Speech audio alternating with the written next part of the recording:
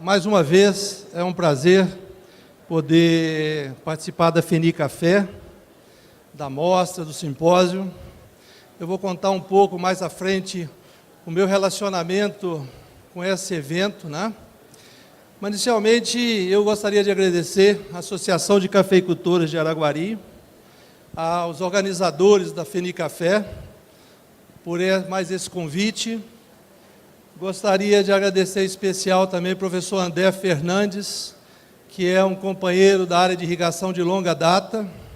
Eu costumo dizer que o André é uma pessoa que mais agrega. Você faz algum trabalho com ele, um evento, sempre você continua a fazer. É uma pessoa que tem uma capacidade de trabalho muito forte, é um técnico de alto nível e é uma pessoa de uma índole que agrega sempre.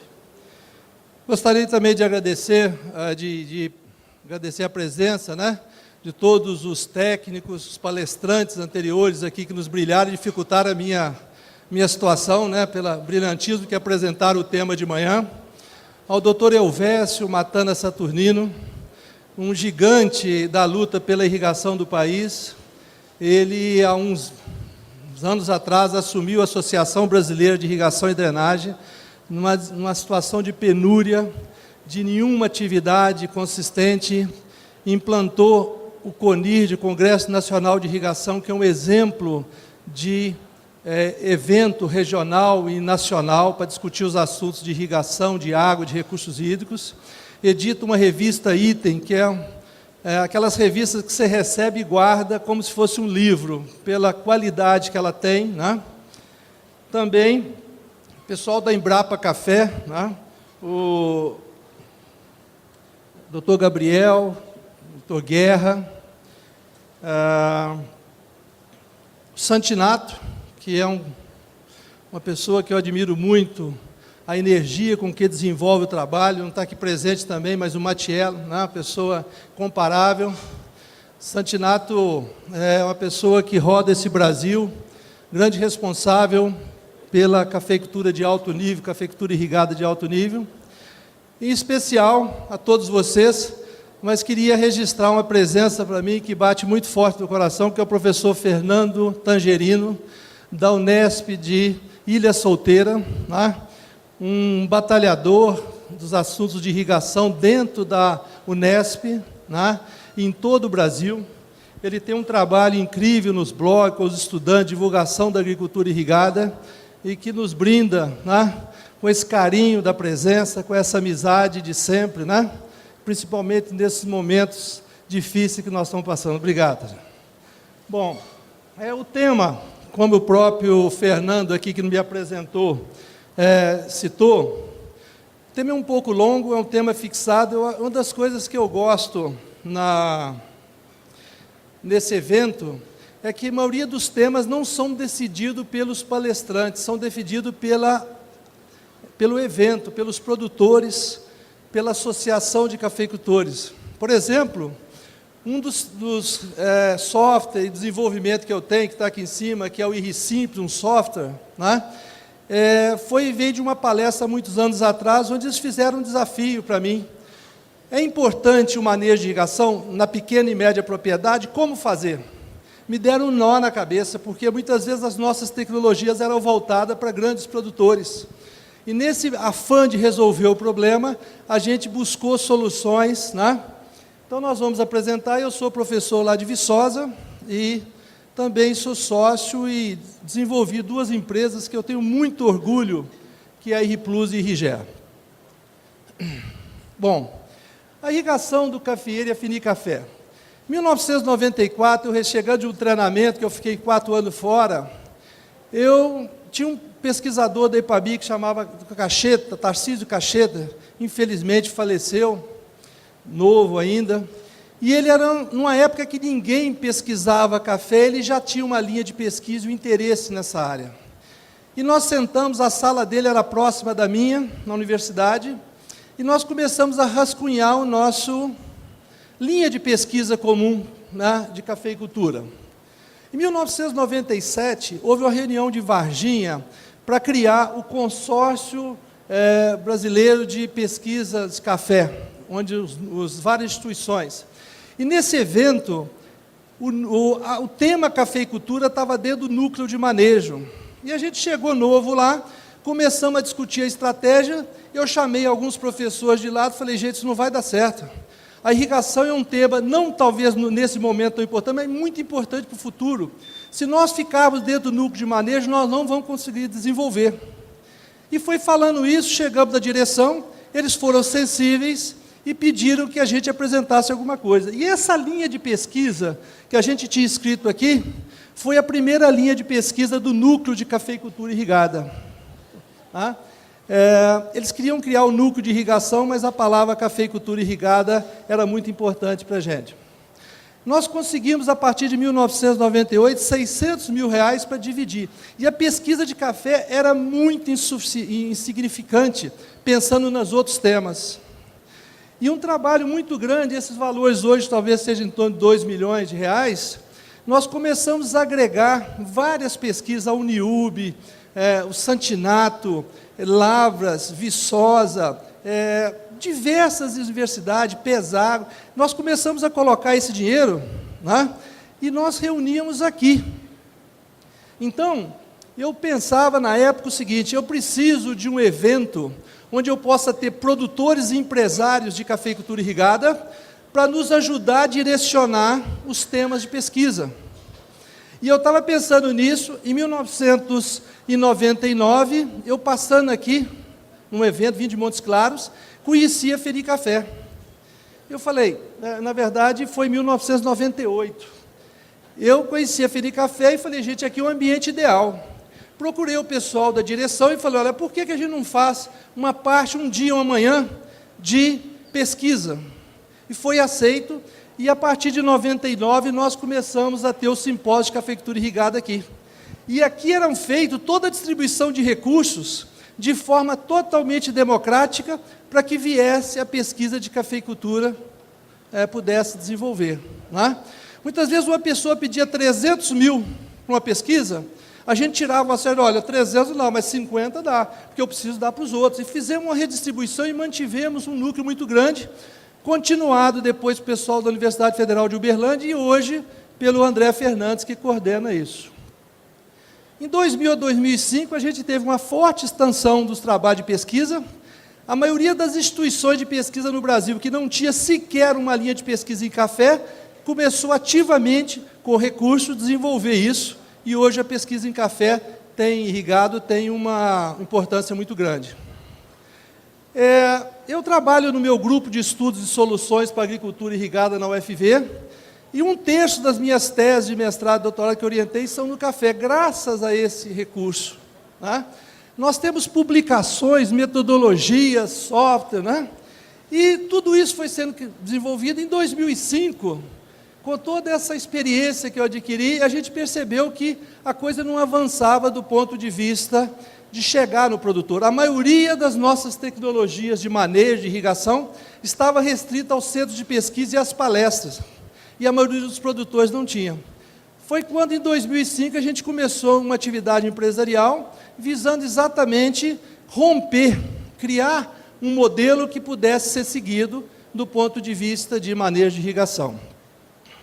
Bom, os sistemas de irrigação estão aí, evoluíram muito, pivô, localizado, gotejamento enterrado, aspersão convencional, aspersão em malha e diversos outros sistemas. Né?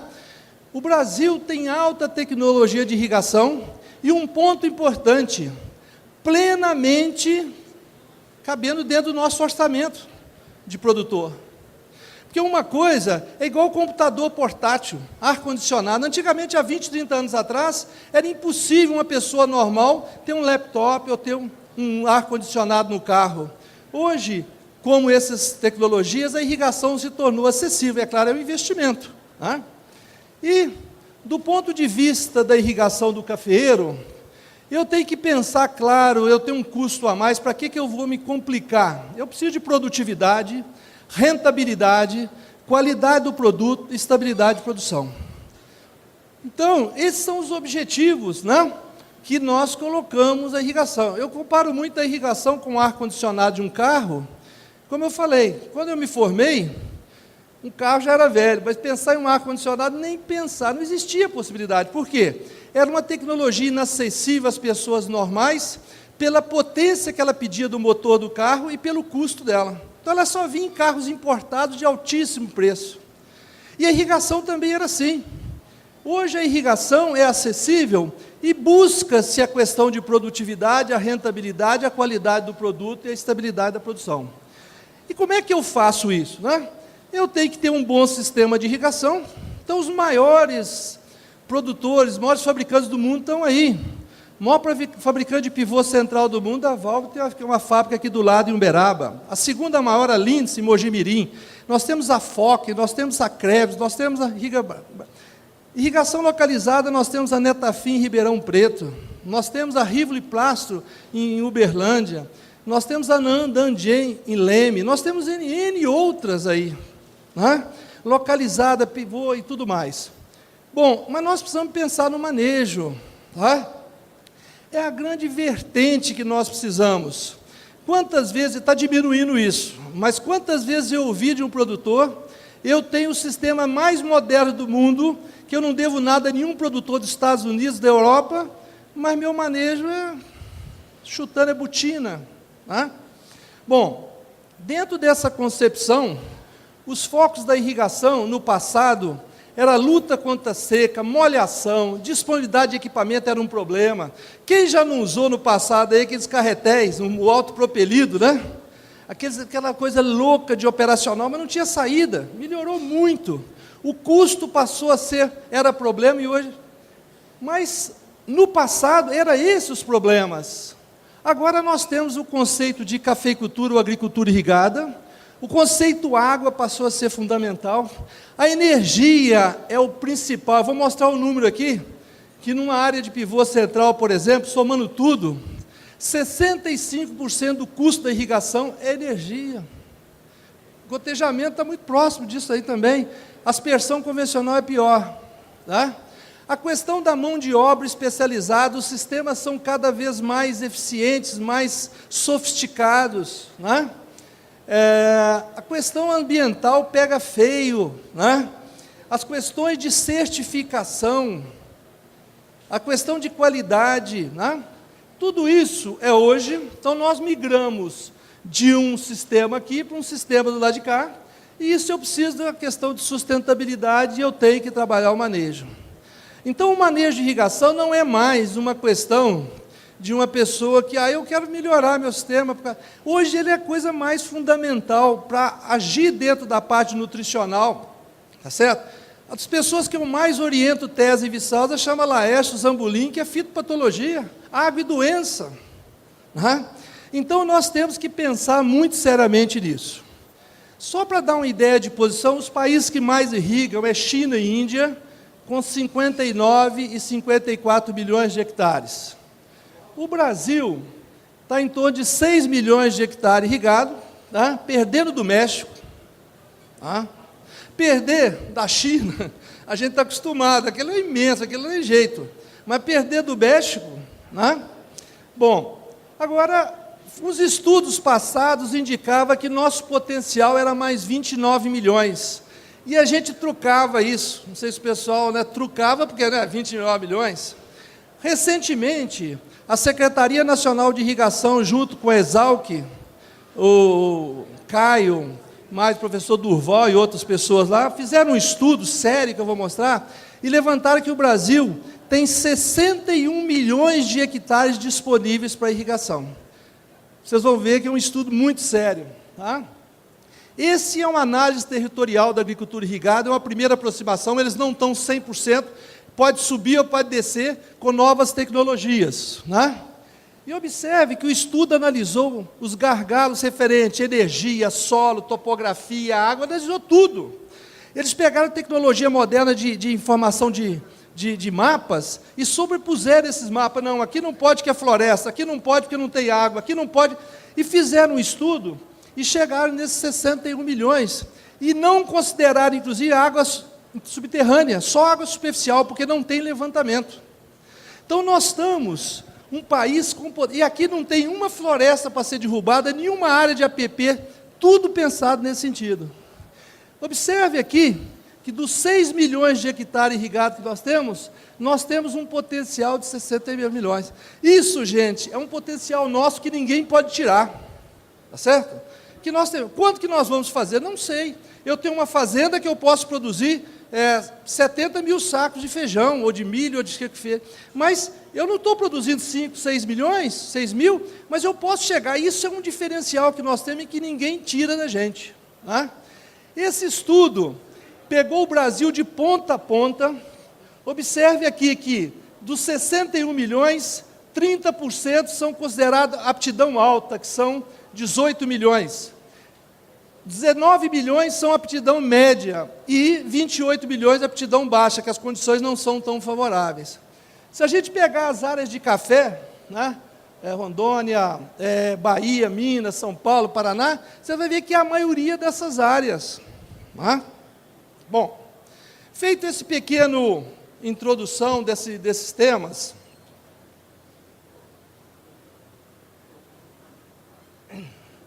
eu vou seguir um roteiro, né? A gente vai tentar falar de forma mais conceitual e mostrar resultado. Vamos falar um pouquinho do manejo ou gestão de irrigação. Primeira coisa, uma coisa que felizmente está diminuindo, mas é o panorama da irrigação dentro da fazenda. Ou seja, são sistemas de irrigação cada vez mais modernos e com sistema de manejo totalmente empírico. Ferrômetro, fio ferro no solo, ver se sai molhado, a botina, o achismo, né? E isso tem consequências econômicas, sociais e ambientais. E isso leva à implantação de um programa de manejo como a solução desses problemas. Qual é o significado do termo manejo de irrigação? Na visão antiga, manejo de irrigação era definir quando e quanto irrigar. Tá? Isso é uma visão importante, mas incompleta e equivocada. Antigamente, o responsável, o técnico de irrigação, ele chegava na fazenda e falava, olha, não quero saber nada de doença, não quero saber nada de praga, não quero saber de nada, eu quero saber da irrigação. Eu vim definir quando e quando irrigar. Esse profissional está fadado a nenhum sucesso. Por quê? A irrigação, ela está misturada em todas as atividades da fazenda.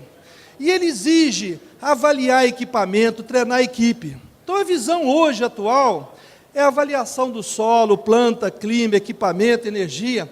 Não tem jeito de eu implantar um programa de manejo se eu não pegar a conta de energia e ver o que tem.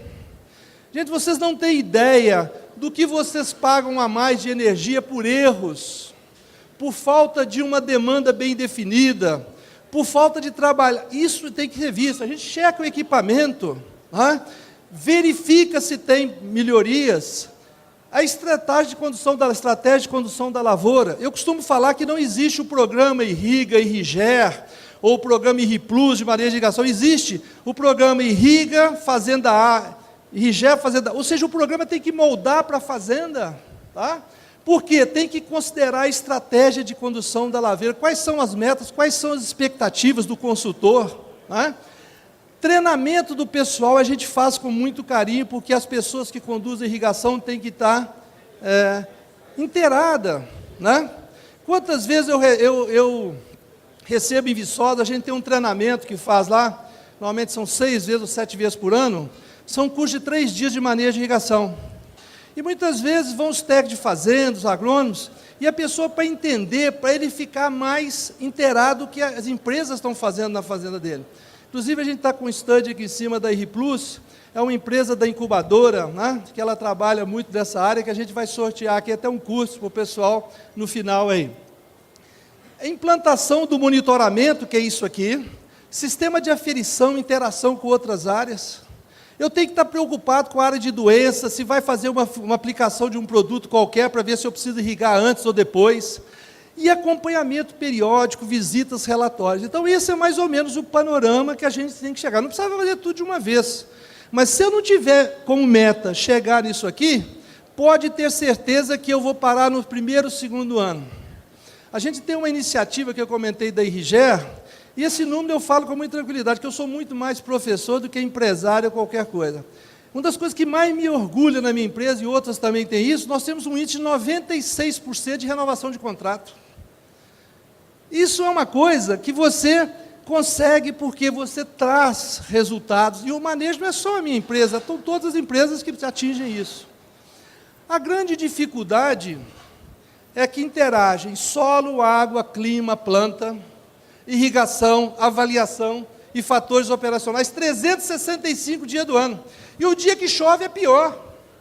Quando chove eu perco a referência, eu não sei o que aconteceu, que dia o solo infiltra rápido, não infiltra.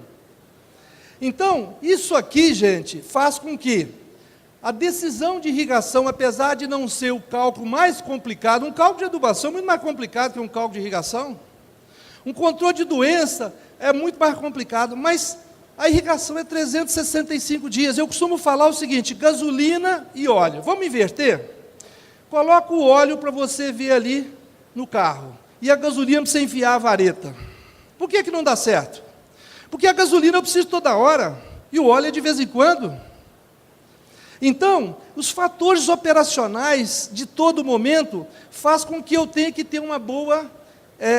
um dia eu parei, de tanto trabalhar com as coisas, de projeto, fazer software, fazer isso, pesquisa, eu falei, gente, nós precisamos aprender agora com os produtores, para ver o que eles necessitam. Eu ia pegar o professor Luiz César Dias Drummond, que é um especialista em pastagem irrigada, ia com ele para as fazendas do Mato Grosso. Eu pegava o outro de algodão, pegava o André aqui para sair para a fazenda de café, para me entender a complexidade, para me saber que o meu sistema não está sendo feito para o meu estudante, mas está sendo feito para a fazenda. E isso tem sido um sistema profissional. E a palavra profissional não é uma palavra que é impossível, não. O pequeno agricultor familiar e o agricultor de 10 mil hectares irrigados, ele tem que ser profissional, é o que nós vamos tratar. E, infelizmente, não existe a receita. Desconfie que apresentar uma tabela de irrigação para vocês, fixa, irriga assim. Não existe. Por exemplo, ontem, como é que o tempo está mudando aqui, o clima? Um dia chove, outro muda totalmente. Viçosa, onde eu moro, costuma fazer 4 estações do ano no mesmo dia. E assim, então, é difícil prever. Então, as incertezas da irrigação, do projeto e do manejo, a gente precisa trazer e tentar entender. Quando eu comecei a dar minhas palestras aqui, eu falava com uma ideia. Um dia alguém questionou, professor, isso que você está falando é muito bonito, como é que eu faço? Foi por isso que em 2005, eu comecei a fazer, a partir das minhas consultorias, fazer uma empresa que pudesse apresentar hoje aqui e falar assim, olha, nesse momento, nós temos 250 mil hectares sendo manejados por esse sistema. Nós temos toda a área de produção de semente da Monsanto e da Dow sendo gerenciada por essas ideias que eu vou apresentar. Mais de 300 fazendas, 350, andou diminuindo aí. Nós tivemos um desfalque meio, que eu vou comentar depois com vocês aqui. Quais são os benefícios? Gente, eu faço uma coisa, eu troco de carro, eu ponho, abasteço gasolina ou álcool, eu vou nesse restaurante, tudo atrás de benefícios que eu posso tirar em função das opções que eu tenho. Então, um dos grandes benefícios é a diminuição do consumo de energia, otimização, A produtividade aumenta. A água, gente, é a gasolina, é o combustível da vida. Uma água bem tratada, bem julgada, ela produz mais. Água em excesso produz doença. Por que uma das áreas que eu mais oriento é com a fitopatologia? Porque a água mal julgada, mal aplicada, traz muita doença. A questão de fitossanidade, a água bem tratada, você melhora as condições fitossanitárias. A condição nutricional foi apresentada aqui, lixiviação de adubo em função de irrigação ou chuva. A questão de vida útil do equipamento, 2 carros comprados na mesma época. O cara comprou um Gol, o outro comprou um Gol. Ele cuida, faz manutenção, daqui a 10 anos, o sistema desse que conduziu tudo bonitinho, o carro parece que está novo, enquanto que o outro. Então, a questão de vida útil no acompanhamento disso tudo. A mão de obra, gente. Quantas fazendas a gente diminui muito, otimiza, organiza. A questão de certificação do café, antigamente, quem lembra disso? O pessoal instalava uns tensiômetros perto do cafezal, via o cara da certificação dos capel demais, aqui, está aqui, o cara, ótimo, beleza. Faz isso hoje. O cara quer saber quanto você jogou de lâmina em cada talhão, qual foi a eficiência de irrigação, qual foi o excesso. Tanto é que os nossos técnicos, durante a fiscalização, têm que estar na fazenda. A questão de meio ambiente em geral, né? Agora, o produtor, muitas vezes, dessa forma, aquilo que aparece é energia. As outras estão muito, faz um trabalho de fertirrigação ali, será que foi fertirrigação ou foi a irrigação que controlou? Aí eu melhorei o adubo, eu melhorei a semente, eu melhorei... Então isso aqui é discutível, mas a gente tem certeza disso. Eu já fiz uma conta uma vez, em um evento, lá em Paracatu, dentro de uma fazenda com N produtores, e eu comecei a fazer com eles uma conta para feijão. Quanto que a gente ganha disso lá? No final, o pessoal regalou o olho, e eu coloquei os números que eles achavam em termos de percentual de ganho, né? Agora, nós precisamos melhorar isso aqui. Nós precisamos baixar isso para motivar mais, né? E dar mais consciente. O monitoramento pode ser via solo, clima ou planta. Nós temos hoje feito via clima com apoio dos outros elementos. Tá? Funciona como uma conta bancária. Eu entro a entrada, imagina uma conta bancária, entra o salário, entra uma venda, então a chuva e a irrigação são entrada de água. E a percolação que tem que ser evitada, que é a infiltração profunda. Escoamento, que é uma burrice que tem que ser evitada. E evapotranspiração, que é a perda útil da planta, é feito um balanço, estima-se o saldo de água. Tá? Essa é a dinâmica que nós fazemos. Bom, olha como é que seria. Aqui está a umidade do solo em percentagem em milímetros. Aqui está o ciclo da planta. Aqui a capacidade de campo é o nível ótimo de água no solo. Tá? Ele não é perfeito, mas é uma referência. O ponto de murcha permanente é o limite abaixo da qual a planta sofre muito, vai morrer. E o F, essa me dá de segurança, ou seja, essa aqui é a minha caixa d'água, mas eu só devo usar até o amarelo, porque a partir dali o café vai sentir estresse, vai jogar a folha fora, vai produzir menos e tudo mais. Então, o que que nós fazemos? Com a estimativa da evapotranspiração, eu vou verificando o ponto que eu estou. Por que que isso desceu? Porque o café tirou água do solo. E por que que subiu?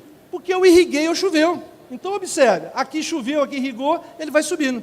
Então, a administração disso, é claro, que se é o café e eu vou fazer um estresse, pode ser que num determinado momento, para a otimização da uniformização da florada, eu posso deixar baixar. Mas eu tenho que tomar cuidado, porque se eu deixar baixar demais, meu sistema dá para recuperar. Então, isso é que nós trabalhamos nesse sentido, né? E como é que a gente usa a umidade do solo?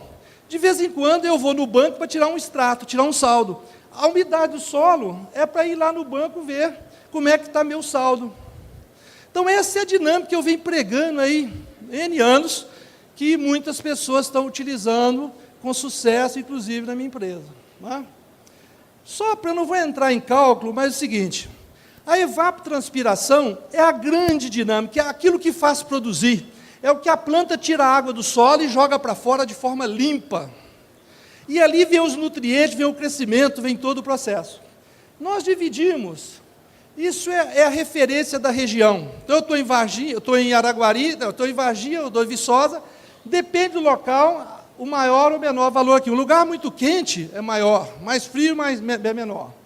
Coeficiente de cultura é aquele lugar que a gente pega, se é café, se é milho, se é feijão. O KS é a frequência de molhamento, porque se eu jogo água todo dia, eu consumo muito. Se eu jogo mais frequente, mais espaçado, uma vez por semana, eu diminuo. Tá? E o KL é a forma, se eu estou irrigando para o pivô circular, o gotejamento. Particularmente, esse KS tem sido a nossa estratégia de condução de estresse nas culturas. Ou seja, o KS, tá? Aqui seria a capacidade de campo, aqui seria o ponto de murcha, aqui seria o F. Então, observe, se eu irrigar todo dia, manter o solo próximo à capacidade de campo, ele vai ficar o que é isso? A evapotranspiração máxima da cultura, vai ficar potencial. Se eu vou irrigando aqui, ela vai diminuindo. Isso é importante para a economia de água. Então, por exemplo, alta umidade, o KS é igual a 1, a evapotranspiração é potencial. Eu não preciso disso. Milho, eu não posso reduzir isso 8%, 10%. Café eu posso chegar a 20 e poucos. Cana eu posso chegar a 30 e poucos %. Ou seja, essa evapotranspiração seria a máxima, que normalmente não leva à produção máxima. Então, a nossa dificuldade aqui é achar o ponto, né? Então, a estratégia de manejo da irrigação do cafeeiro em condições de campo tem a necessidade de ir de acordo com o solo, clima, cultura. Do jeito que eu irrigo em Luiz Eduardo Magalhães, é diferente do jeito que eu irrigo em Araguari, porque o solo é diferente, o clima é diferente, a cultura é diferente. Por exemplo, o nível de doença aqui, que você não faz tratamento, lá você tem que tratar. E assim, né? E assim sucessivamente. O estresse hídrico depende da fase da cultura. Por exemplo, quem maneja irrigação não define o estresse. Nós, como especialistas em irrigação, não somos especialistas da cultura. Então, tem o consultor ou a fazenda que define. Eu quero fazer estresse dessa forma. É claro que a gente pode contar a experiência de outras fazendas que a gente viu. Mas existe o estresse para a uniformização da florada, tem que ser visto caso a caso. Se eu tenho um sistema, um pé de café que está muito depauperado, eu não posso entrar com um estresse muito forte. Se meu sistema de irrigação não tem uma capacidade de recuperação, cuidado, porque eu vou dar um estresse e depois não recupero mais. Tá? E durante as fases vegetativa e formação da produção, são estresse de economia de água, e não com função fisiológica. O café é uma cultura tolerante a um determinado de déficit, com máximo de 25% da potencial. Então, eu posso trabalhar reduzindo a água de forma que, se ele perder 25% da evapotranspiração em relação ao máximo, não tem problema nenhum. Né? E cuidado com o estresse hídrico e equipamentos com baixa capacidade de aplicação de água e lavoura depauperada. Observe essa figura. Aqui está a produtividade do café e aqui está a redução da evapotranspiração. Então, 0 ou 10%. Observe que à medida que eu caio aqui, né, existe um limite que a gente considera 20, 25, porque aqui é uma produção muito difícil de se manter. Então, na região se estabilizou que essa produtividade que seria uma produtividade ótima para a condução da lavoura, inclusive para a questão de bienalidade. Então, observe que eu posso... Mas se eu passar disso aqui, eu já começo a ter perda de produção. Então, quem vai administrar o manejo de irrigação, seja esse ou outro critério, vai trabalhar dessa forma. Uma questão importante também que a gente tem feito, né? Parece incrível, o pessoal da irrigação localizada pode ficar bravo comigo, mas eu vou falar uma coisa, é o seguinte: nós estamos cansados de recuperar café aqui da região do Cerrado com a seguinte característica. A pessoa entra com uma irrigação localizada em café, começou a apertar um botão, então todo dia eu funciono 4 horas o setor A, 4 horas o setor B, 4 horas o setor D e assim por diante. Com isso, o tempo de funcionamento faz com que não haja uma formação de um bulbo molhado grande. Essa planta aqui, quando ela estiver adulta, se eu fizer isso, ela é muito sensível, porque o sistema radicular vai ficar de menor. E a relação sistema radicular-sistema aéreo, quanto menor essa relação, o sistema radicular não crescer, mais a planta é sensível a estresse, tanto abiótico como abiótico. Tá? Tanto o estresse de água, quanto o estresse biológico, o ataque de praga e tudo mais. Então, o que acontece? Muitas vezes eu poderia irrigar todo dia a lavoura, mas no período de inverno eu vou irrigar 2 vezes por semana. O que vai acontecer? Em vez de eu irrigar 4 horas, eu vou irrigar 12 horas. O que acontece com o meu bulbo? Cresce. O que acontece com a minha planta? Fica muito menos sensível ao estresse. Então, a gente está cansado de recuperar lavouras fazendo estratégia. No verão, que pega muito consumo, eu faço 3 irrigações por semana. Então, é muito importante que eu tenha bulbos molhados fartos para que eu possa ter sistemas radicular, que eles são fundamentais para a cultura. As simulações que a gente utiliza são resultados de campo e software para a gente poder criar cenário. Né? Eu não preciso ir daqui a Uberlândia para saber a distância daqui a Uberlândia. Eu posso pegar um programa que simula a minha ida de avião, de carro, por qualquer estrada. E assim a gente faz também com a irrigação. Você usa softwares, né, que estão disponíveis para você fazer a simulação. Então, observe aqui uma simulação que a gente fez para Araguari. Então, ele tem suas limitações, a gente tem que olhar com cuidado. Isso aqui não é a verdade absoluta, é um indicativo. Então, eu peguei o clima de Araguari, um solo típico de Araguari, peguei a planta de café e fizemos uma simulação no café adulto. Observe que aqui é a capacidade de campo, ponto de murcho, umidade mínima. Então, a irrigação, aqui as irrigações foram feitas, né? Isso aqui gerou o quê? Um balanço hídrico de irrigação durante os meses, deu 334 milímetros. A chuva contribuiu com 1.426 total, teria que ver o que é efetivo. A evapotranspiração da cultura potencial, a evapotranspiração real. Então, nós tivemos aqui 15% de redução. Tá? E a lâmina mínima que eu deveria projetar sistema aqui seria 2,9 útil. Tá? Se você fizer isso, nós fizemos para Pirapora, Luiz Eduardo Magalhães, Lavras, várias regiões, né?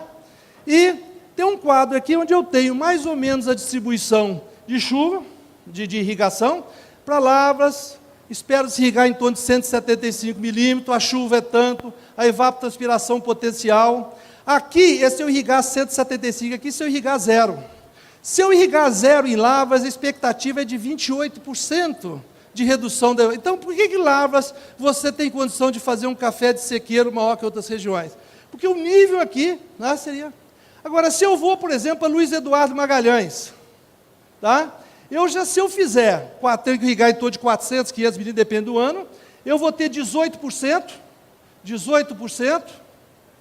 voltando aqui, 18%, e 52% de estresse. Então, eu não consigo produzir café sem ser irrigado em Luiz Eduardo Magalhães. Então, você pode fazer, isso vai ficar com vocês para dar uma ideia, né? Agora, eu queria falar também de água e energia. Um grande problema que nós vivemos hoje é recurso hídrico para irrigação, né? O Brasil tem uma das maiores redes hidrográficas do mundo, né? Nós temos os barramentos que a gente luta, ali do doutor Elvésio aqui com a BID, para que a legislação seja coerente. Ninguém quer fazer balbúrdio, ninguém quer fazer problema.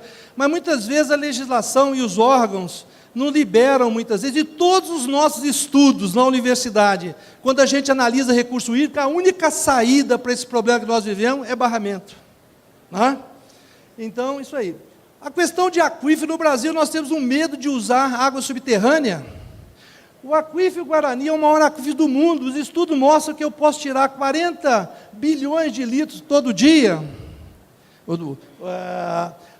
cada ano, sem causar nenhum comprometimento. Deu uma palestra aqui uns anos atrás, o professor Derr mostrou um número. Se perguntar para vocês qual é o estado que mais irriga nos Estados Unidos, não é Califórnia, não é Texas, é um estado do tamanho de Pernambuco que se chama Nebraska.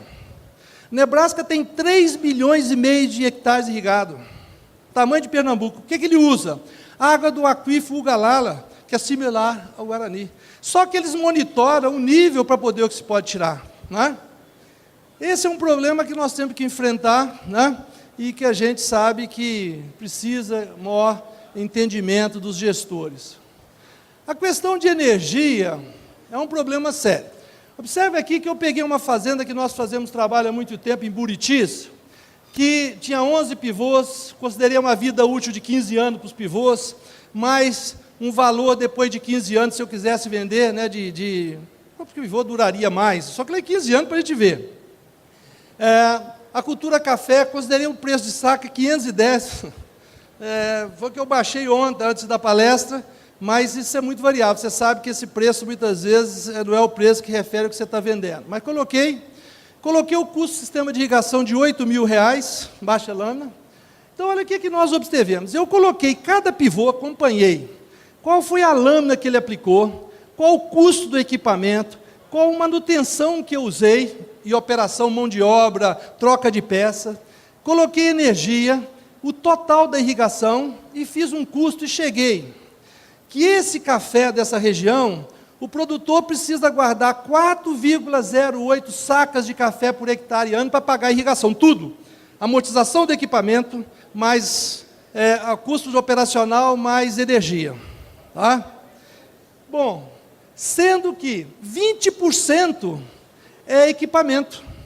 Então, desse 4,08, tá? A maior parte é energia, 65,8. Então, mais caro que o pivô, mais caro que a mão de obra, mais caro do que a operação do pivô, é simplesmente a energia. Esse é um número que muitas vezes, observe, que se eu implementar um programa de economia de 10% da energia, esse custo vai para 3,83. 20%, 3,58%, 30%, 3,33%. É a coisa mais comum a gente pegar uma fazenda e enxugar 20% de energia. 3,58 para 4,08 dá meio saco por hectare. Em 1.000 hectares, 500 sacos. Hein? Não, todo ano. Então, isso aqui é 4,08 sacos por hectare ano para pagar a amortização do equipamento, energia e mão de obra. Sendo que 65%, ou seja, quase 3 sacos é energia. Né? Então, observe, eu costumo falar o seguinte, se vocês contratarem qualquer empresa de manejo de irrigação, para cada R$1 que você pagar para a empresa, vocês vão receber 2 a 3 em economia de energia. Isso são números que a gente mostra, né? Observe aí, eu peguei 2014, 2015, mesma coisa, saca por hectare para pagar energia. Em 2014 eu precisava de 0,4 saca para pagar energia, em 2015 eu preciso de 0,6. Tá? Se com a tarifa vermelha 0,8, essa que nós estávamos pagando aí até agora, que ferra o produtor porque entra no desconto noturno. Tá? Se eu pegar gotejamento, mais ou menos a mesma coisa. Aqui para irrigação, lâmina baixa, local de baixa irrigação, aqui local de alta irrigação. Só energia, e assim sucessivamente. Então, a gente precisa preocupar com isso e o manejo de traço. Vamos falar um pouquinho das tecnologias, quanto tempo a gente tem? Bom, em função da capacidade de investimento, da infraestrutura, do tamanho da área, da prioridade, da precisão desejada, eu posso fazer um programa mais simples ou mais complicado. Eu tenho uma empresa, eu preciso comprar o sistema de informática mais caro? Não, a empresa precisa disso aqui, de um Excelzinho lá, ótimo. Então, a gente tem que buscar um sistema profissional do tamanho da propriedade e da demanda do momento. Né? Diversas soluções de campo. Nós temos consultores independentes que fazem um trabalho fantástico. Né? De vez em quando eu converso com alguns, eles dão verdadeiras aulas de procedimentos. Né? Firmas regionais. Tem a firma do meu amigo lá, professor Rubens, lá de Viçosa, desenvolveu o irrigando, faz um trabalho em algumas propriedades. Nós temos o pessoal das empresas de localizada que tem suas tecnologias. E nós temos a Irrigé, o sistema Irriga, do professor Carlesso. O professor Carlesso, lá de Santa Maria, um trabalho fantástico. Né? Muitos anos, a gente compete de uma maneira muito salutar, saudável. Né? Nós temos a Krebs, tem um sistema. Né? A Lindsay tem o FieldNet, uma série de situações. Né? E nós temos diversas soluções que a pessoa pode adotar.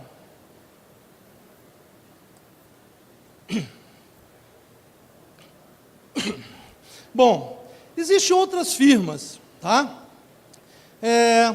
Recentemente, eu tenho liberdade suficiente, eu sou um professor, e eu acabo sempre tendo a facilidade e a possibilidade de procurar falar a verdade, de falar aquilo que eu acredito, e eu acho que isso tem modificado muita gente. Se eu somar a quantidade de estudantes de agronomia, de engenharia agrícola, pessoas que a gente recebeu de braços abertos, né? Diversas universidades de treinamento, então eu tenho realmente, eu aposentei o ano passado, continuo a Universidade de Viçosa, eu tenho a consciência tranquila que em todos esses 32 anos, eu procurei ser o mais justo, né? Ser o bom. Outro dia alguém falou para mim o seguinte, eu nem sempre fiquei feliz de ser justo, mas nunca me arrependi de ser bom. Né? Eu faço no dia a dia pelos meus estudantes, eu quero que vocês que não me conheçam, peguem uma referência a qualquer pessoa que for, né? Que eu tenho compromisso com minhas ações, isso não é mérito não, isso é vergonha na cara, né? De uma pessoa que procura estar dentro da universidade e procura exercer bem.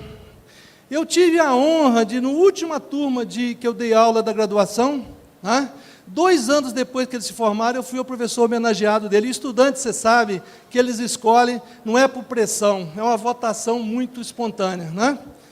E nesse tempo todo, eu encontrei agora aqui o Mudrick, que trabalha lá em Patos de Minas, e várias empresas que foram criadas, o Vitor lá no oeste da Bahia, várias pessoas que saíram e quiseram fazer a sua estrutura. Né? Agora, nós tivemos um problema sério. Sexta-feira de carnaval, dia 5 de fevereiro, nós tivemos uma empresa que nós temos a parceria da Valm desde 2011, e eu sou testemunha da seriedade dessa empresa. Tá? Eu sei que problemas comerciais existem, inclusive dentro da própria família, mas eu sou testemunha, inclusive falei com eles quando eu estava negociando a Joint Venture, que era a única empresa de pivô que eu tinha capacidade de fazer, porque eu conhecia a seriedade, as outras eu não conhecia. Fizemos uma parceria, e essa parceria vem em 2011, trouxe segurança jurídica, segurança de trabalho, treinamento, carros melhores, um seguro-saúde, nós conseguimos colocar, e eu negociei 2 anos para que fosse feito dentro de um... Né? E recentemente, sexta-feira de carnaval, 5 de fevereiro, eu preparando já para desfrutar do carnaval em casa, a gente já não sai tanto para a festa mais, para ler um bom livro, mas tudo mais, ler um pouco a família, fomos surpreendidos por 2 gerentes, um de tecnologia da região centro-oeste, 6 supervisores, tá? Que desde 15 de janeiro de 2015, formaram uma empresa dentro da nossa, desenvolveram o processo, reuniu com o nosso dinheiro, com os nossos carros, com o nosso telefone, tá certo? No nosso tempo, deixaram de fazer as atividades dentro, tá certo?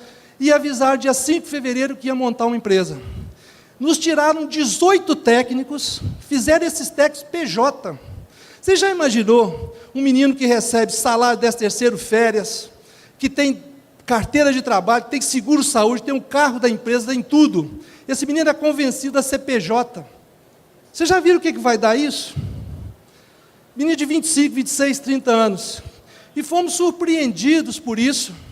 E com um ataque o seguinte, depois a gente foi saber, um roubo de tecnologia da empresa, violento. O gerente de tecnologia, em vez de desenvolver o nosso sistema, num contrato com a Estúdio de Viçosa, roubou os nossos planos, os nossos softwares. Tá certo? Isso, alunos que eu peguei e trouxe, me trouxe uma tristeza. Economicamente, nós não estamos tão bem. O problema é a perda de confiança e saber que essas pessoas estão no mercado oferecendo serviço para vocês. Tá? E essa turma, num roubo de tecnologia, porque nós passamos a tratar, nós estávamos tratando do lado técnico e passamos a tratar do lado jurídico. Todos eles tomaram justa causa. Todos eles vão ser acionados no CREA, civil e criminalmente, esses 8. Tá certo? Então eu não tenho jeito, desculpa esse desabafo, de chamar essa turma de irrigangue, tá? Porque eu tenho a liberdade de uma pessoa que sempre falou aquilo que pensa e aquilo que defende. Não culpo os produtores, porque a conversa deles é muito boa. Não culpo porque eles estão dentro da fazenda, já falaram para mim, mas eu tenho que expor isso aqui, e eu quero estar o ano que vem aqui para conversar com vocês, se isso tem jeito de dar certo. Tá? Bom, desculpa. Bom, eu queria colocar uma questão de ética que nós precisamos. Ambição é tudo que se pretende fazer na vida, são seus objetivos, seus sonhos, suas resoluções. Não há nada de errado em ser ambicioso da vida, muito menos ter grandes ambições.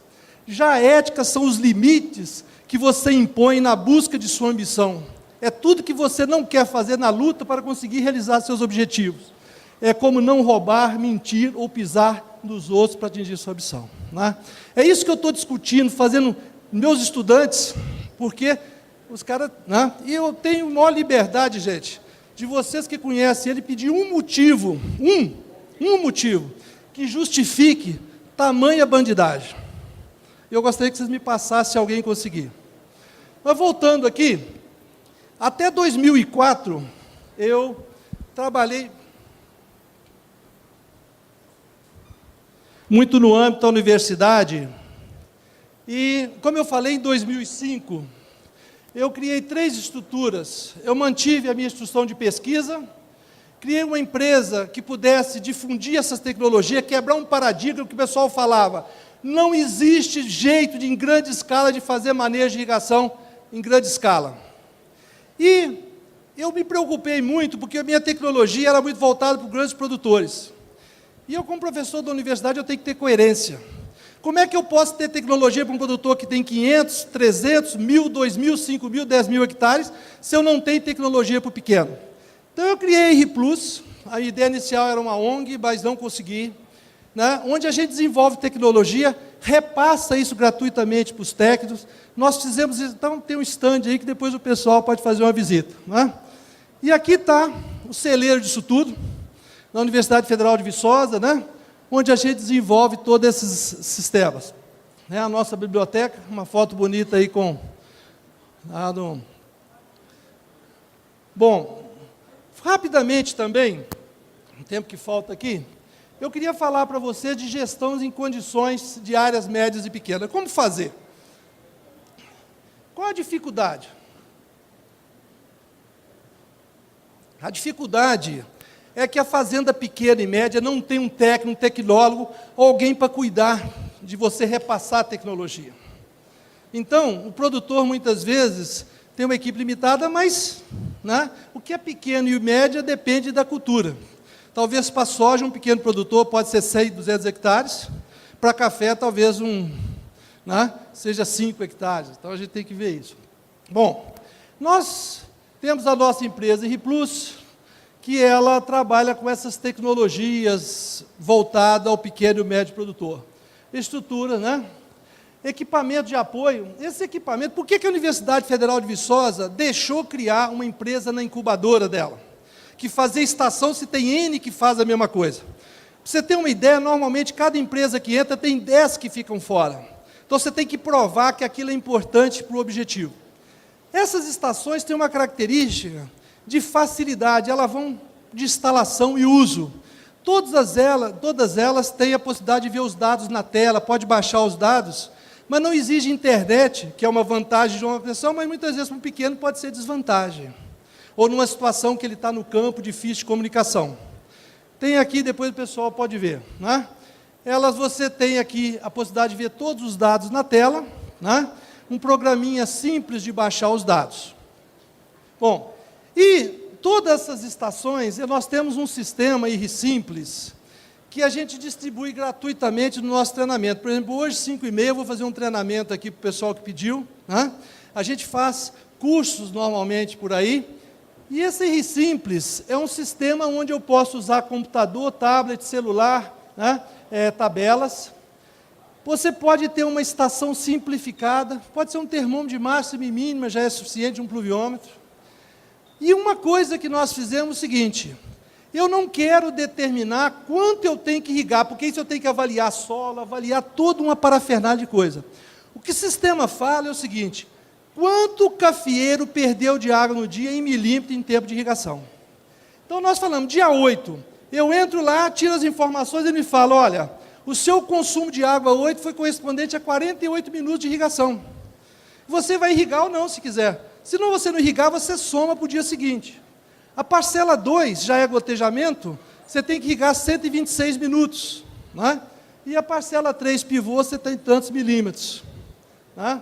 Como é que é feito isso? É um software de facilidade de uso, porque se eu precisar 2, 3 dias para ensinar isso para um técnico, eu estou perdido.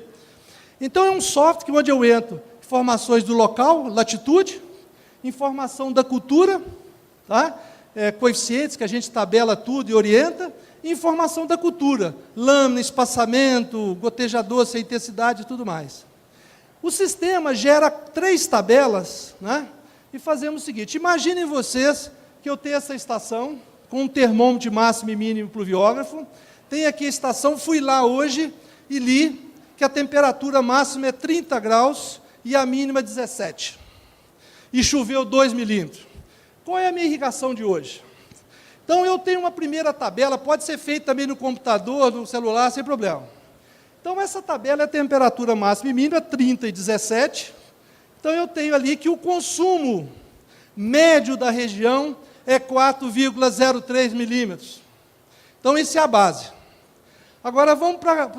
Bom, o café da Baixada, tá certo? Eu vou entrar com os 4 milímetros, então lembra aqui 403, 4. Aqui estão os tempos de irrigação de todas as culturas. Por exemplo, se esse café aqui está na fase Esse café aqui está na fase adulta, então eu tenho que irrigar 171, esse aqui 26, porque depende da capacidade do equipamento de jogar. Então o sistema está falando o seguinte, no café gotejo, na fase adulta, que é esse aqui, você tem que irrigar 171 minutos para compensar o dia de hoje. Eu não vou irrigar hoje, então eu vou somar com o de amanhã. Mas vocês lembram que choveu 2 milímetros. Os 2 milímetros, nós temos uma tabelinha de trabalho. Ou seja, 2 milímetros no gotejo representa 109 minutos de irrigação. Tá? Porque o gotejo aplica 1 ponto poucos milímetros, então 2 milímetros é como se fosse 1 hora e pouco de irrigação. Então, se eu tinha que irrigar 171, menos 109, eu tenho que irrigar 62.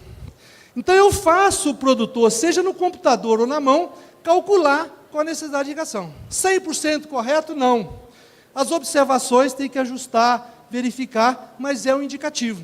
Né? Vocês acham que aquele ponteiro do marcador de gasolina é 100% correto? Não, mas ele indica a necessidade de você planejar e fazer as coisas. Né? Isso aqui é uma outra questão que nós estamos trabalhando, que são os laboratórios de manejo para faculdades e escolas. Né? Isso aí depois vocês podem ver lá no site. Bom, para fechar, tem 2 pontos que eu queria tocar, é o manejo de grandes propriedades e quais são as novas tecnologias. Então, aqui, eu vou apresentar realmente os resultados que nós trabalhamos, né? A Irriger, ela tem um software como qualquer empresa, como Irriga, como qualquer outra. Ela tem um portal onde se acessa tudo, né? Sem problema, o que irrigou, os relatórios, tudo que a pessoa quiser, em qualquer lugar do Brasil, que a pessoa pode saber o que está sendo feito na fazenda dele. E ela tem planos de atendimento como tudo. Né?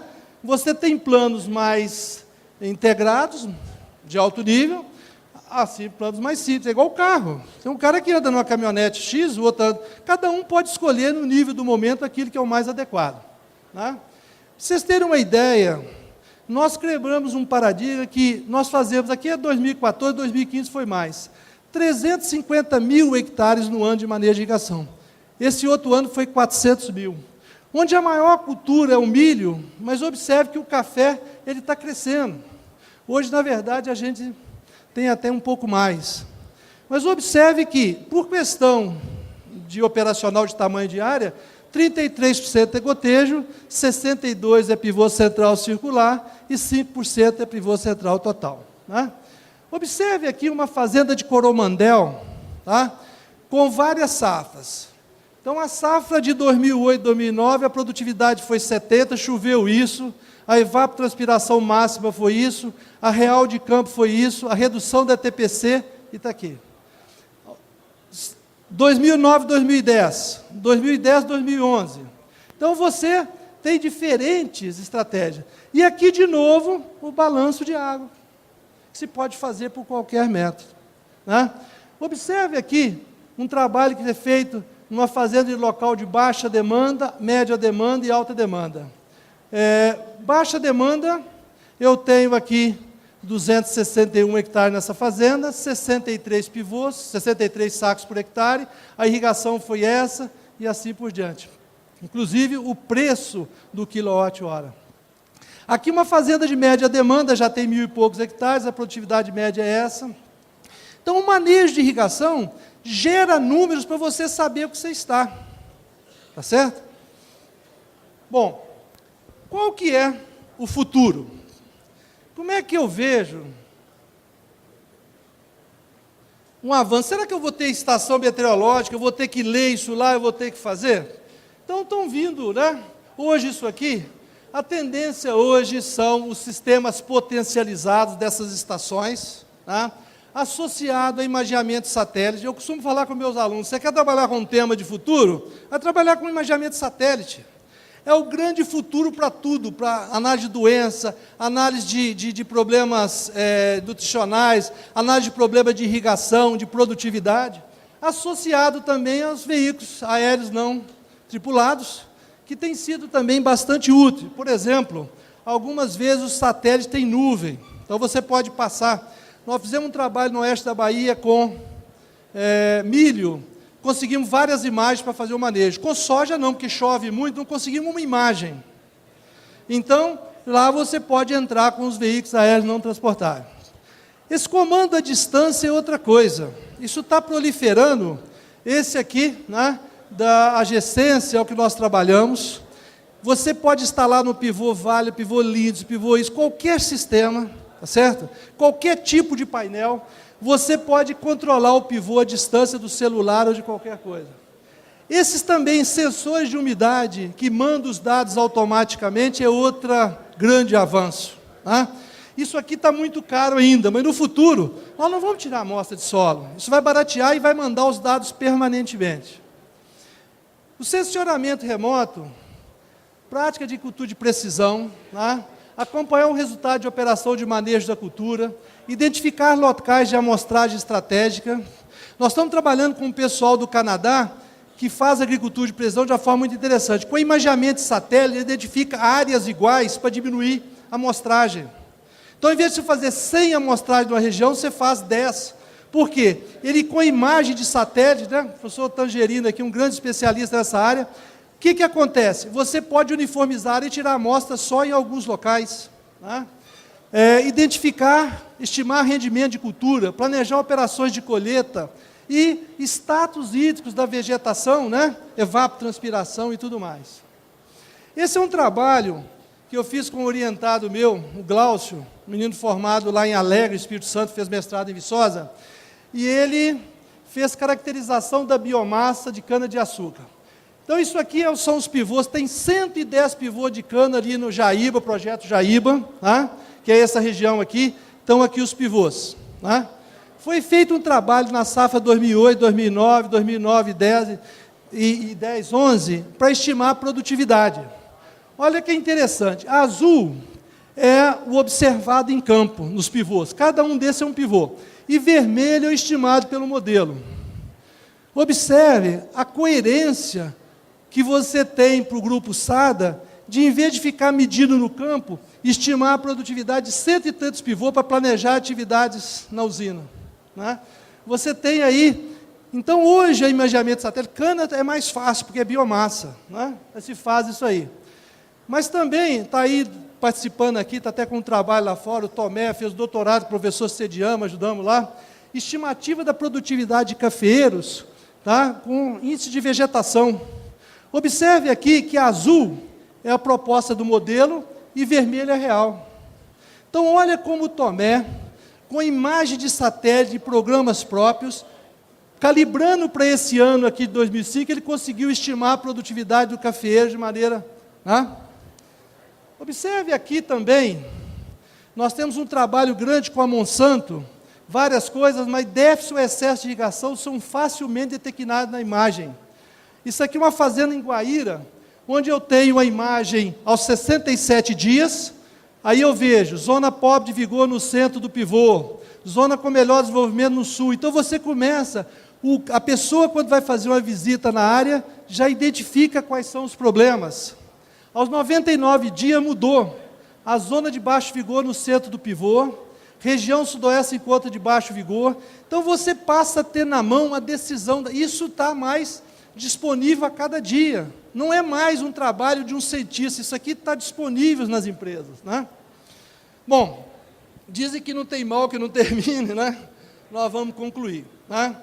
Então a minha mensagem aqui foi muito clara, no sentido de que a gente precisa saber a importância, talvez eu esteja batendo, né, ensinando Padre Nosso ao seu vigário, vocês são coerentes, conscientes dessa questão, mas nunca é demais informar a importância do manejo. Por quê?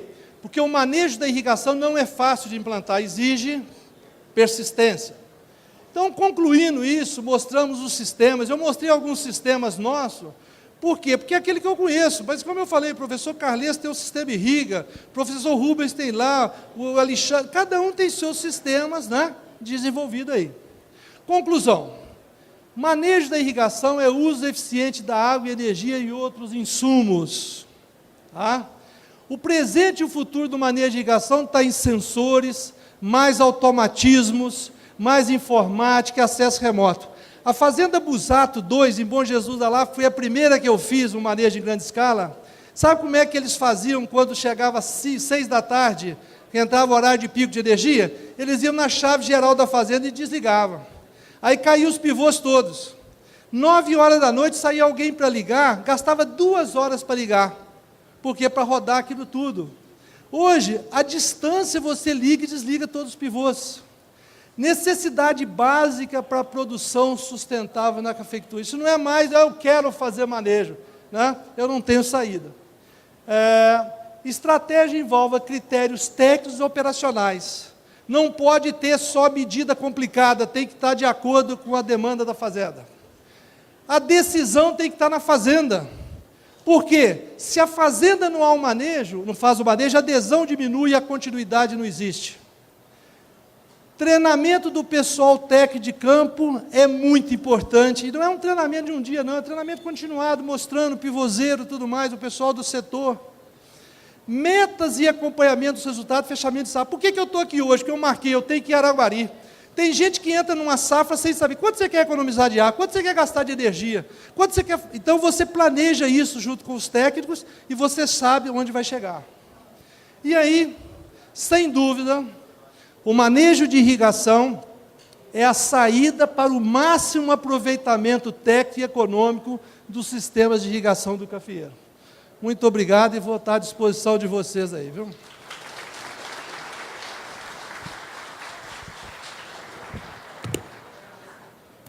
Obrigado, Everardo, parabéns pela excelente palestra. Everardo é um parceiro nosso desde o início da FENICAFÉ. E agora, imediatamente, vamos abrir para as perguntas. O Mosca está daquele lado, eu estou desse lado. Só levantar a mão, identificar, perguntas objetivas. Tá? Tangerino, primeiro, pode fazer. É uma satisfação ter o professor Tangerino na FENICAFÉ. Ele vai fazer uma pergunta para o professor Everardo. Senhor Everardo, por que a grande dificuldade de aceitação dos produtores em adotar qualquer política ou prática de manejo da irrigação? Mas antes disso, é uma pergunta que a gente sempre faz, é recorrente, é importante que seja repetida e respondida à exaustão, para que a gente possa... de fato, ter o uso eficiente da água. Algumas coisas, nós passamos por uma crise grave de falta de água em todo o país, eu acho que é a maior crise que nós todos aqui vivenciamos, muito pior do que a crise de 2001, e nós não estamos acostumados a lidar com essa crise, mas, de qualquer maneira, muitos passaram a se preocupar e talvez adotem o manejo de irrigação. Talvez esqueçam, porque agora os reservatórios do Centro-Sul, Sudeste, Centro-Sul, né, e Sudeste estão todos cheios, o Nordeste ainda está complicado. Mas um exemplo que eu tenho dado sempre que é possível, com a crise na Califórnia sistemática, a Universidade da Califórnia reforçou os seus quadros dentro do serviço de extensão cooperativa, que são os profissionais que falam diretamente com o campo e os irrigantes, dado que lá irriga lá os seus 5 milhões de hectares. Então, parabéns pela sua apresentação e pela abordagem bastante completa e que sai da parte técnica, mas colocam, aqui também tem estudantes, aqui tem profissionais, a ética está em falta no Brasil. Então, foi oportuno a sua abordagem também. Mas por que os irrigantes não fazem irrigação? Bom, agradeço a pergunta, as considerações. Eu vejo começar de algumas coisas. Você citou a Califórnia, vai ter, olha a diferença, na Califórnia ou no Texas, quando tem uma crise de água ou crise qualquer, a produção cai, mas os produtores estão seguros, tem seguro agrícola, né, que protege contra essas intempéries. Então, você vai, por exemplo, uma vez nós visitamos o Texas, num problema muito, e um produtor, o Júlio Busato, olhou, que é do oeste da Bahia, e falou, poxa, esse pessoal perdeu aqui, mas está tudo normal, porque todos eles perderam a safra por problema de água, mas tinham seguro agrícola. A Califórnia contratou técnico. Aqui no Brasil, o que nós observamos? O produtor irrigante é um vagabundo que está consumindo água, vamos trancar a água, vamos fechar, vamos punir, vamos fazer tudo isso. Né? Então, isso aí é um trabalho que a gente tem que melhorar, já está melhorando, porque o Brasil está percebendo que sem o agronegócio é a única coisa que está funcionando nesse país. Né? E em relação à crise hídrica, é que realmente quando você tem uma crise, normalmente se valoriza determinadas coisas. Né? E eu não culpo ninguém, não. Eu analiso o seguinte: por que eu vou colocar álcool no meu carro ou vou colocar gasolina? Mas o álcool não é muito melhor para o meio ambiente? O álcool não é muito melhor para o país? O álcool não é muito melhor para gerar emprego? Eu vou decidir se eu vou colocar álcool se o preço dele estiver abaixo de 70% do preço da gasolina. Então, a decisão de irrigação, de utilização dessas questões todas, passa por conscientização, mas passa por um lado de fator econômico. O produtor é responsável pelo meio ambiente, mas ele tem muitas questões que muitas vezes ele briga com a própria infraestrutura, com tudo, para sobreviver. Então, nesse momento, você, por exemplo, conseguir que uma pessoa otimize a água em toda a escala, eu acho que é fazer isso que você faz, o que a gente está tentando fazer. Mostrar os benefícios econômicos, além dos benefícios filosóficos, ambientais e sociais. Quando eu falo, por exemplo, que uma pessoa vai economizar, uma fazenda, vamos pegar que tenha 1.000 hectares, 10 pivôs de café, que vai gastar lá com o professor Carles R$100 mil por ano de consultoria, e que ele vai receber 200 ou 300 mil de economia de energia, fora produtividade, fora outras coisas, esse é o melhor convencimento. Então, o que eu acho que falta é a gente ter esse tipo de discussões e uma coisa para fechar, soluções realmente aplicáveis, tá? Em grande escala. Por que em 2005 eu resolvi criar uma empresa? Eu estava muito satisfeito com a universidade. Minha vida é dar aula, é mexer com pesquisa, é a minha vida aquilo ali. Por quê? Eu estava percebendo que eu dava curso no Brasil inteiro, mais de 30 cursos por ano, treinamento de Uberaba, Belo Horizonte, Goiânia, Brasília, e ninguém estava aplicando, os produtores. Tá? Então, eu acho que são duas coisas, que a gente mostre os benefícios que existem e que nós continuemos a desenvolver soluções que sejam factíveis do ponto de vista técnico e operacional. Pergunta, só levantar a mão. Posso fazer uma, então? Professor, parabéns pela palestra, sempre uma honra e um privilégio ouvi-lo aqui. Eu vou para o lado um pouquinho mais prático. A gente sabe que no campo, como o senhor falou, talvez o pequeno produtor ele não tenha esse nível tecnológico para esse manejo de irrigação. O que a gente poderia estar fazendo no campo, nas conclusões que o senhor passou? Tem treinamento, tem um monte de coisa. Assim, uma mensagem rápida para a gente sair daqui, o que seria um mínimo necessário? Falar assim, olha, se vocês saírem daqui e fizerem pelo menos isso, a gente vai melhorar um pouquinho o seu sistema, o seu balanço, essas coisas.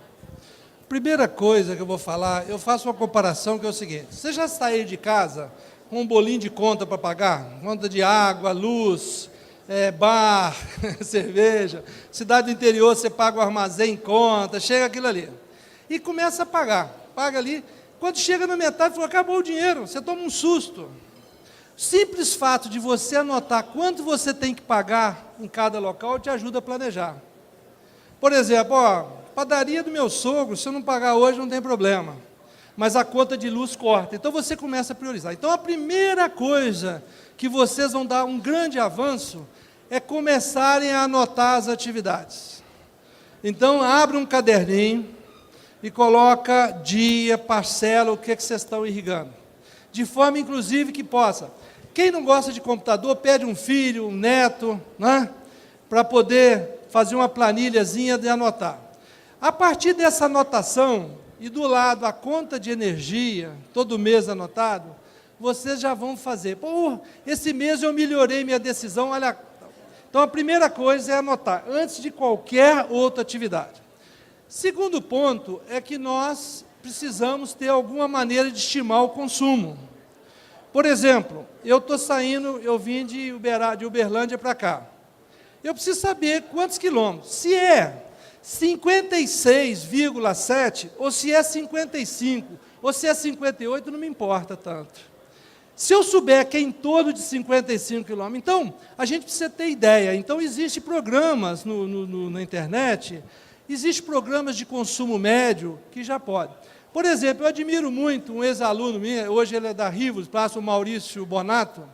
Ele vendia irrigação para gotejamento de tomate numa cidadezinha chamada Coimbra, ao lado de Viçosa. Tudo produtor familiar.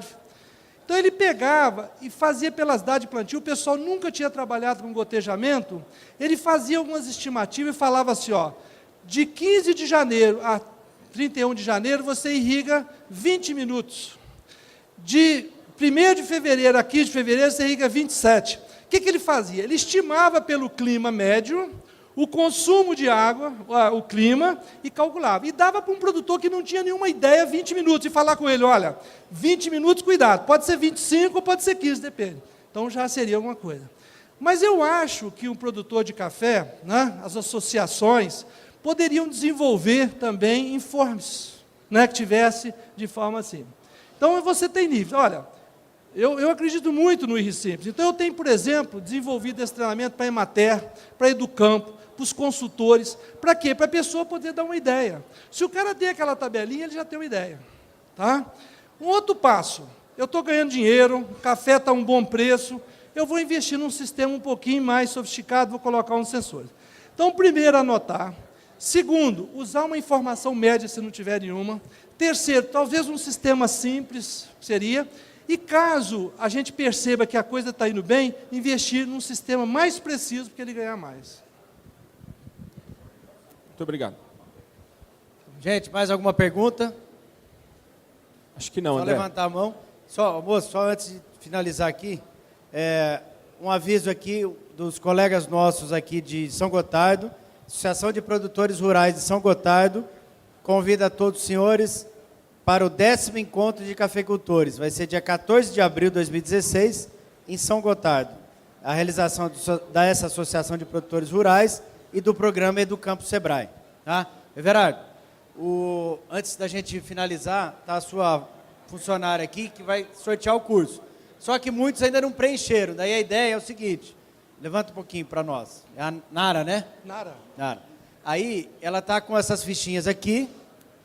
Preencham. Quem tiver interesse em fazer um curso de quantos mil reais? 2.000 euros. E aí coloquem na urna. No final dessa palestra, que vai ser a palestra da Embrapa agora, do PR, aí vai fazer o sorteio. Pode ser assim, Verano? Pode ser. Tá? Aproveitar, André, para agradecer o convite mais uma vez, todos vocês da FENICAFÉ, da Associação de Cafeicultores, agradecer a presença de vocês, estou vendo aqui o pessoal amigo, e espero que tenha atingido realmente o que vocês vão estar aí durante a feira, não é isso? E, inclusive, peço desculpa por esse desabafo, mas que realmente eu gostaria e fiz aqui com vocês. Muito obrigado. Obrigado, Verano.